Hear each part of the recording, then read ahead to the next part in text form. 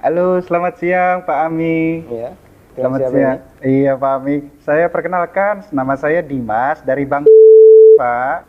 Ada apa Mas Boleh Dimas? minta waktunya 2 menit sebentar aja Pak. Saya ada kabar gembira buat Pak Ami Dua nih. menit ya? Iya, monggo.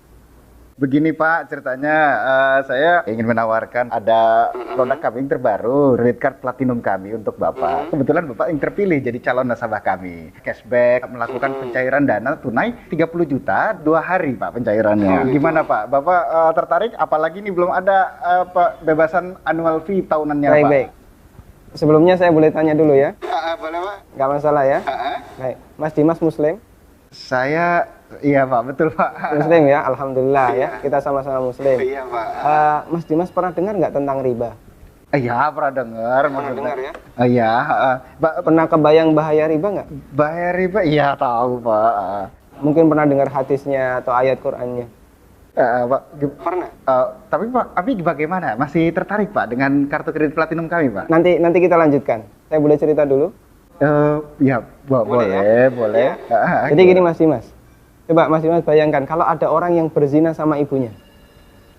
Kira-kira respon masyarakat gimana?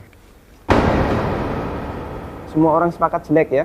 Gimana? Maksudnya gimana Pak? Kalau misalnya ada orang yang berzina sama ibunya, semua orang akan menganggap dia melakukan perbuatan yang maksiat. Ya bejat itu Pak. Wah, bejat sekali ya. Bejat Pak.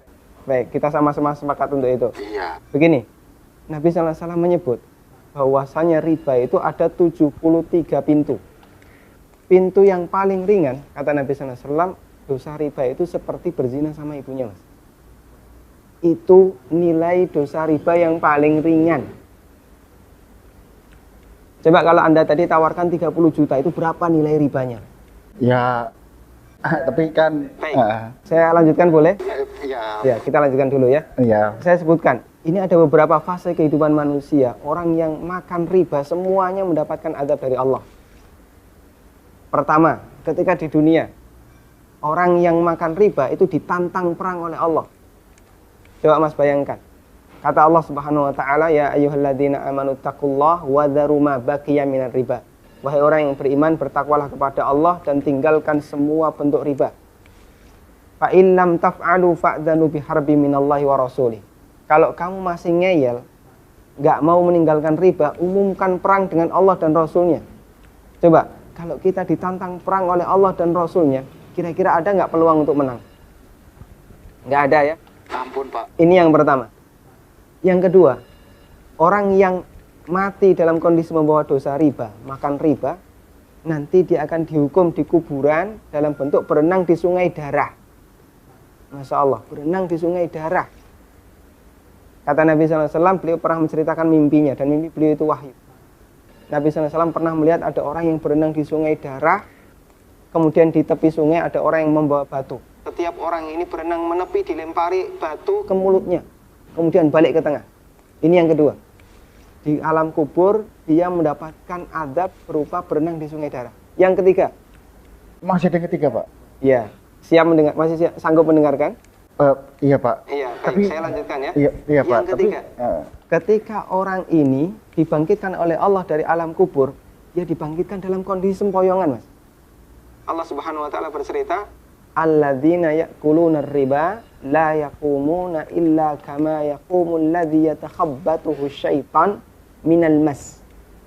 Orang yang makan riba, mereka akan dibangkitkan pada hari kiamat dalam kondisi sempoyongan seperti orang yang kerasukan. Iya Pak. Artinya yang lain berjalan normal, dia sendiri sempoyongan. Menyakitkan. Kemudian yang keempat, tadi sebelum hisab ya, ketika dia dibangkitkan sebelum hisab, dia sudah disiksa.